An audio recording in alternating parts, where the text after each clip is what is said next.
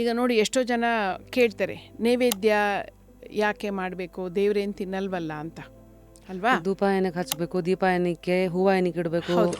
ಅಲ್ಲ ಈಗ ನೀವು ಹೂವಾಗೆಲ್ಲ ಹೇಳ್ಬೋದು, ಈಗ ಪರ್ಫ್ಯೂಮ್ ಯಾಕೆ ಹಾಕೋತೀಯ, ಅದ್ರ ಬದಲು ಹೂವು ಅಂತ. ಹಿಂದೆ ಹಂಗೆ ಇದ್ದದ್ದು, ಪರ್ಫ್ಯೂಮ್ ಹಾಕೋತಿರ್ಲಿಲ್ಲ, ಹೂ ಮಾಡ್ಕೋತಿದ್ವಿ. ಇದು ದೇವರ ಒಂದು ಸ್ವರೂಪನ ನಮ್ಮ ಅಂತಃಕರಣದಲ್ಲಿ ನಾವು ನೋಡ್ಕೊಳ್ಳೋಕ್ಕೆ ನಾವು ಇದೆಲ್ಲ ಮಾಡೋದ್ರಿಂದ ಈಗ ಧೂಪ ಹಾಕಿದ್ರೆ ನಮಗೆ ನೈಸ್ ಆಗೋ ಫೀಲಿಂಗು. ಹೌದು, ನಿಮ್ಮ ನಮಗೆ ಇದಕ್ಕೆ ಪೂರ್ತಿ ಆರಾಗೆ ನಿಮ್ಮ ಮನಸ್ಸಿಗೆ ಶಾಂತವಾಗಿಡಕ್ಕೆ. ಯಾಕಂದರೆ ಬೇರೆ ಟೈಮಲ್ಲಿ ಬ್ಯುಸಿ ಇರ್ತೀರಿ, ಪೂಜೆ ಮಾಡುವಾಗ ದೇವರಿಗೆ ಎಲ್ಲ ಇದನ್ನು ಜೋಡಿಸುವಾಗ ಮತ್ತು ಹಣ್ಣುಗಳು ಇದು ಎಲ್ಲನೂ ಇಡ್ತೀವಲ್ಲ, ನಮ್ಮ ಮನಸ್ಸಿನ ಖುಷಿಗೆ. ನಮ್ಮ ಮಿರರ್ ಅಲ್ವಾ ಅದು ಮುಂದೆ ಇಲ್ಲಿದನ್ನ ಪ್ರಚೋದಿಸೋಕ್ಕೆ ಅಲ್ಲಿಗೆ ಮಾಡೋದು. ಈಗ ನೋಡಿ, ನೀವು ದೇವ್ರನ್ನ ನೋಡುವಾಗ ನೀವು ಎಷ್ಟೋ ದೂರದಿಂದ ಹೋಗಿ ಇನ್ನೇನು ದೇವ್ರು ನೋಡುವಾಗ ಏನು ಮಾಡ್ತೀರಿ, ಕೈ ಮುಗಿದು ಕಣ್ಣು ಮುಚ್ಚಿಬಿಡ್ತೀರಿ.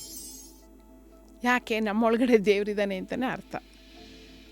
ಆ ದೇವ್ರನ್ನ ಇಲ್ಲೇ ಕಾಣಿಸ್ತಾ ಇರೋದು ನಾವು, ಬಟ್ ಅದು ಬಾಡಿ ಲ್ಯಾಂಗ್ವೇಜ್ ಹೇಳೋದು, ನಾವು ಅದನ್ನು ಅರ್ಥ ಮಾಡ್ಕೊಳ್ಳಲ್ಲ, ನಮ್ಗೆ ಅದು ಗೊತ್ತಿಲ್ಲ, ನಾವು ಅಲ್ಲಿ ನೋಡಬೇಕು ದೇವ್ರನ್ನ ಅಷ್ಟೇ.